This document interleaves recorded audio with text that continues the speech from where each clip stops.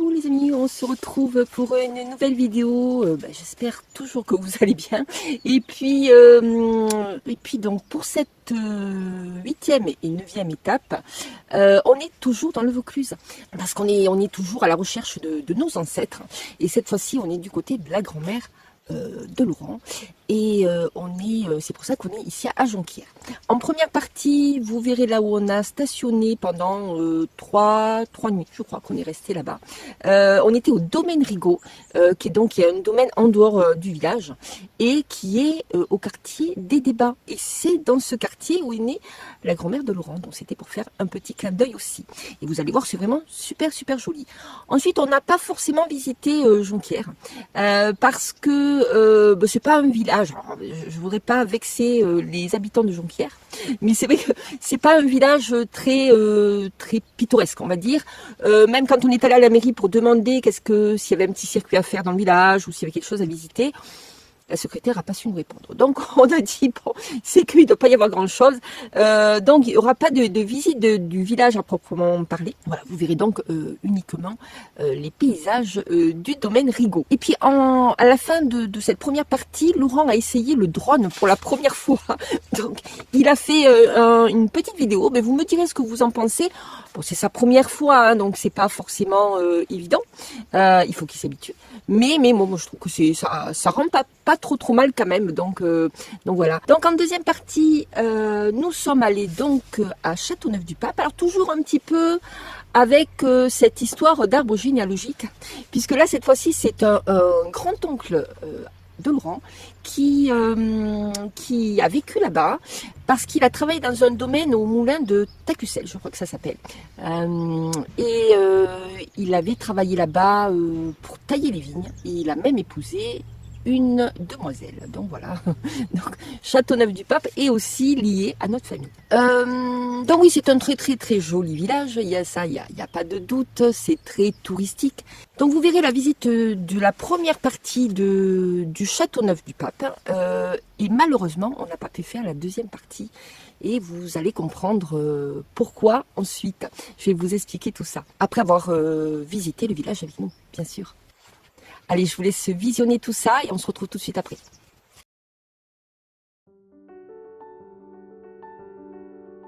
Donc ici, on est à Jonquière. Donc je vous montre les lieux où nous sommes stationnés et on est vraiment très bien encore une fois. Vous allez voir ça, c'est plutôt pas mal.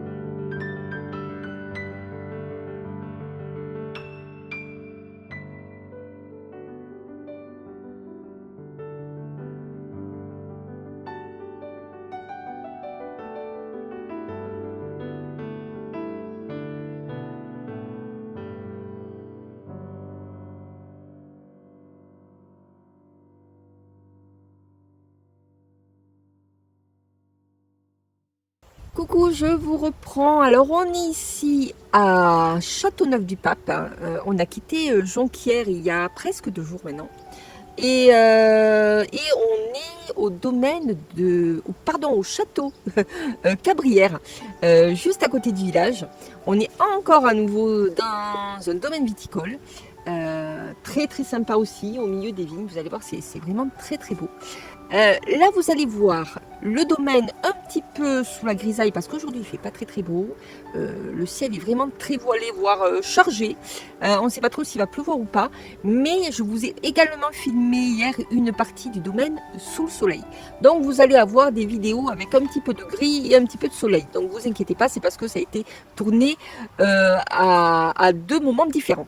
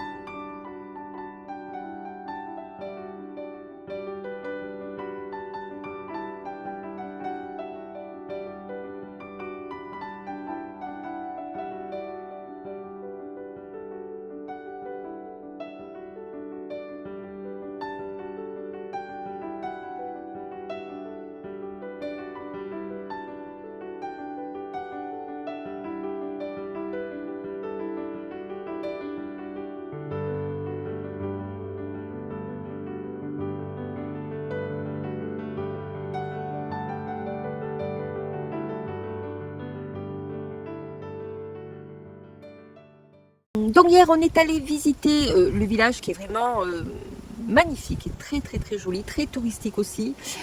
Beaucoup d'étrangers, notamment des Américains, des Anglais, des Allemands, un petit peu de Japonais aussi. Enfin bon bref, vous avez vraiment beaucoup de touristes étrangers. J'ai envie de dire, tout le monde connaît le vin Châteauneuf-du-Pape, qui est connu depuis des siècles hein, dans le monde entier. Et puis c'est la Provence, et puis c'est la renommée du vin. Et donc vous avez des domaines et des châteaux à Châteauneuf-du-Pape. En veux-tu, en voilà. Vous ne manquez pas de vin, ça c'est sûr. D'ailleurs dans le village, vous n'avez quasiment que des caveaux, que des domaines qui vendent leur vin partout dans toutes les rues.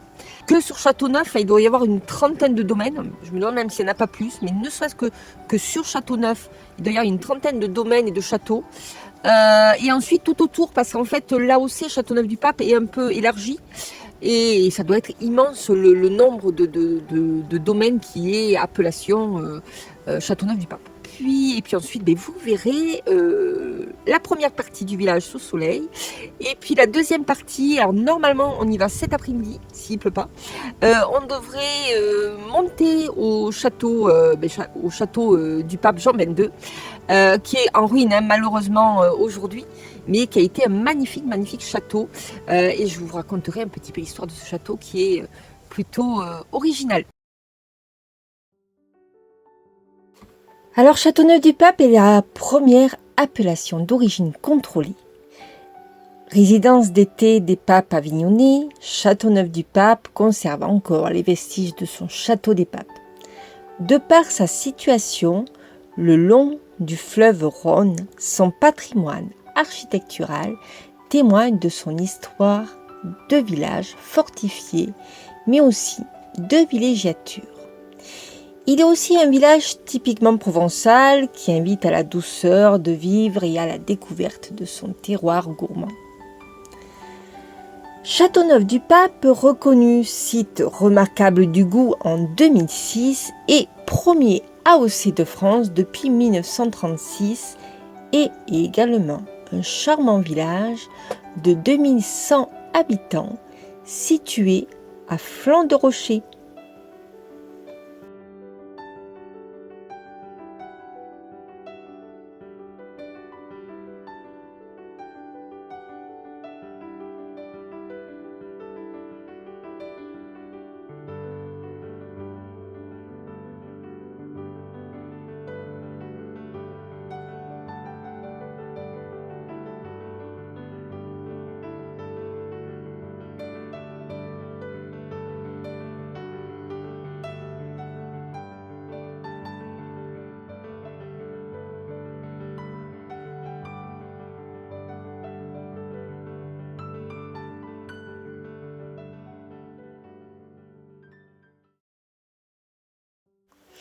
l'église Notre-Dame de l'Assomption.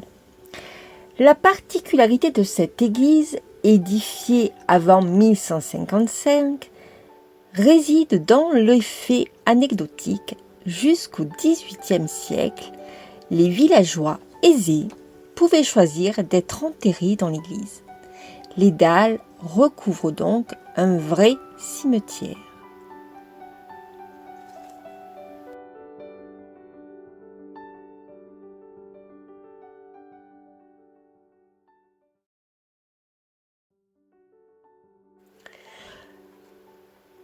Le château des Papes, ce géant de pierre est certes en ruine, mais il en impose toujours avec sa grande façade crénelée qui surplombe la ville. C'est le pape Jean XXII qui, au XIVe siècle, le fit construire. Entouré de remparts, il se composait d'un important corps de logis et de 4 tours d'angle. Lors des guerres de religion, les protestants s'emparent du vieux château et du village et de l'église qui sont pillés et incendiés. Les Allemands l'occupèrent à partir de 1942 et démolirent le donjon lors de leur retraite le 20 août 1944. Une vue à 360 degrés offre un panorama superbe sur la vallée du Rhône. Nous n'avons malheureusement pas pu vous filmer ce panorama et je vais vous expliquer pourquoi.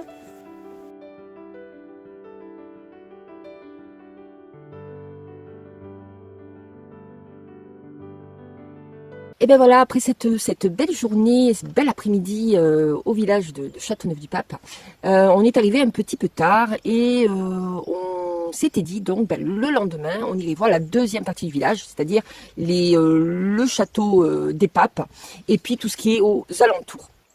Sauf que le lendemain, tout s'est pas passé comme on le souhaitait. Déjà, le temps n'était pas avec nous, puisqu'il a plu quasiment toute la journée, donc... Du coup, on a dit on va pas aller voir le château parce que de toute façon le panorama en haut il va être complètement bouché, ça va pas donner grand chose et on voulait vous faire de belles images. Donc on a dit on va attendre demain, il fera meilleur et on pourra vous faire de plus belles vidéos. Puisqu'on était donc au château Cabrières, on devait aller acheter du vin et puis ce matin-là, le château Cabrières était fermé. On n'avait toujours pas vu la propriétaire, ça faisait quand même déjà 2 nuits qu'on était là. Et on s'est posé la question, est-ce que qu'est-ce qu'on fait? Est-ce qu'on reste? Est-ce qu'on reste pas? Et puis on voulait quand même absolument vous faire ce château des Papes qui est quand même emblématique du village. Donc on a décidé de rester pour la journée, un peu enfermé dans le camping-car, hein, je vous avoue. Enfin, moi ça m'a permis de faire les vidéos, mais on est quand même resté un petit peu enfermé. Et puis vers 18h30, enfin, on voit la propriétaire qui nous demande si on doit rester une nuit de plus. Puis nous, on dit oui, si ça vous dérange pas, on aimerait bien rester jusqu'à au moins demain matin. On lui a pas dit qu'on voulait acheter du vin, mais bon, nous, c'était dans notre optique d'acheter du vin. On fait toujours comme ça dans les France Passion.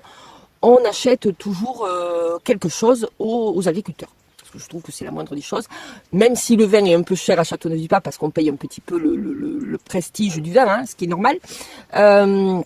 Mais voilà, on était prêt à payer le prix de la bouteille de vin, quitte à en faire un joli cadeau de Noël pour mon papa. Mais la dame, elle n'a rien voulu savoir. Elle nous a dit qu'il fallait absolument qu'on parte. Donc c'était 18h30, il faisait nuit.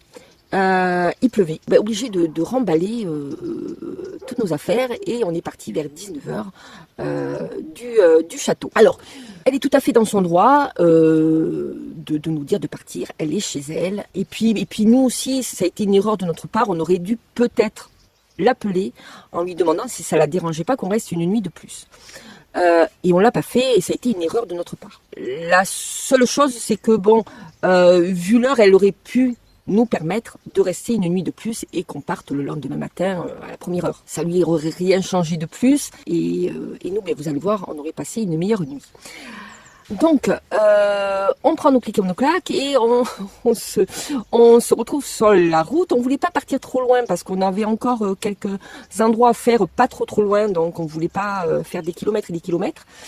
Et on a fait, je sais pas, une quinzaine de kilomètres pour se retrouver dans une petite ville, je me souviens même plus du nom, c'est une petite ville dans le Gard, et on a dit bon là on va trouver un parking. Alors les premiers parkings qu'on fait étaient trop petits, donc on s'est mis sur un parking à côté de l'Intermarché. Quand on est arrivé, l'Intermarché était en train de fermer, donc bref. Et puis nous on commence à souper et arrive 1, 2, 3, 4, 5, 6 voitures de jeunes, musique à fond, très bruyant. Mais bon, sur le coup, on a dit, bon, ils se donnent rendez-vous pour sortir après. Donc bon, voilà, on ne s'est pas trop inquiété sur le coup. Sauf que ça a duré des va-et-vient incessants, toute la nuit, jusqu'à 4h30 avec... il chahutait, hein, il faisait comme si c'était en plein jour en fait. Il chahutait, alors, je sais pas trop si de temps en temps ils étaient pas en train de se chamailler, enfin chamailler entre guillemets. Alors ils n'ont pas trop fait attention à nous. Il y a qu'à un moment donné, il y en a un qui a demandé s'il y avait des gens dans le camping-car. Et puis il y en a un qui lui a dit oui, il y a des gens. Bon, ça n'avait pas l'air de trop les perturber. Mais voilà, on voulait absolument pas qu'ils s'occupent de nous en fait, parce que on disait il suffit qu'il y en ait un qui veuille faire le couillon comme on dit ici et que ça dégénère et que les autres commencent à le suivre. Ça peut être compliqué de sortir, même si Laurent s'était mis d'une certaine façon pour qu'on puisse partir assez rapidement. D'ailleurs, on s'est posé la question à un moment donné si on ne devait pas partir, et puis on a dit si on démarre le camion, ça risque de les exciter finalement plus qu'autre chose. Donc il vaut mieux qu'on reste là, qu'on fasse pas de bruit, qu'on attende que eux partent, et à un moment donné ils finiront bien par partir. Donc c'est ce qui s'est passé, donc, comme je vous disais, jusqu'à 4h30 du matin. Donc c'est vrai qu'on a très très mal dormi. On n'a pas eu de problème particulier. Voilà, le camping-car est indemne, nous on est indemne, voilà, tout va bien quand même. Hein. Mais c'est vrai que ça me conforte dans cette idée où j'ai horreur de trouver un endroit pour dormir la nuit comme ça, sous la pluie, dans des lieux en plus qu'on connaît pas. Donc voilà, on sait qu'on le refera peut-être pas, mais c'est vrai qu'on n'a pas eu de bol parce que il était tard, donc on n'a pas pu trouver un autre France Passion. Le camping qui se trouve à Châteauneuf-du-Pape était aussi fermé, donc on n'allait pas embêter les gens non plus. Donc il n'y avait pas d'aire de camping-car très proche non plus. On n'a pas eu le choix de se mettre sur un parking lambda, sauf que c'était pas le bon parking. Bon voilà. Donc mis à part qu'on n'a pas passé une bonne nuit, tout c'est quand même bien terminé. Mais voilà, les voyages c'est aussi l'imprévu et il faut savoir s'adapter, et ça donne un petit peu de piquant aussi quelque part. Parce que quand tout se passe bien et que tout est réglé comme du papier à musique, ça peut être ennuyant aussi. Alors, je dis pas que je passerai toutes les nuits comme ça, mais bon. Et voilà, c'était notre nuit la plus longue hein, depuis qu'on a Tortoise. Je crois que c'est quand même la nuit où on a le plus stressé quand même. En attendant, on se retrouve la semaine prochaine pour une nouvelle vidéo. Alors on sera dans la Drôme provençale, à Suzarousse et à Saint-Restitut. Et puis je pense qu'on va découvrir de nouvelles petites pépites. Et puis en attendant, moi je vous souhaite une très très bonne semaine. Je vous dis à très vite, à très bientôt. Gros bisous. Ciao ciao ciao.